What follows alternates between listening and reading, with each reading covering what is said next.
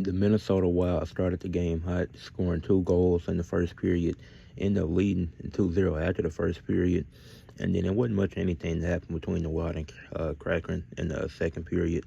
No goals, no crazy block attempts, no fights that I can recall of, well, no significant fights at least. So that was yeah. The first period started off hot for the Wild, looked like they was going to dominate the game. In the second period was just a boring, like, man, not even one altercation. Like, come on now, what are we doing here? But now, on a serious note, great.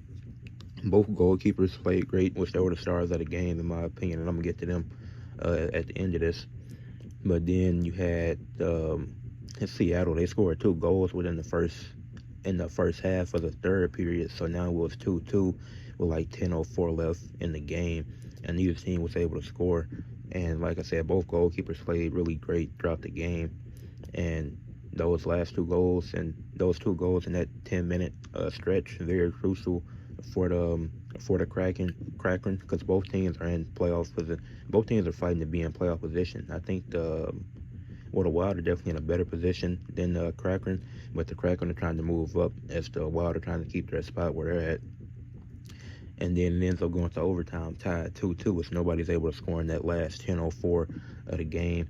And then it was number 36, don't remember his name, but he had the game-winning goal for the Wild, and they started hot, ended up in overtime, but they still pulled away with the win.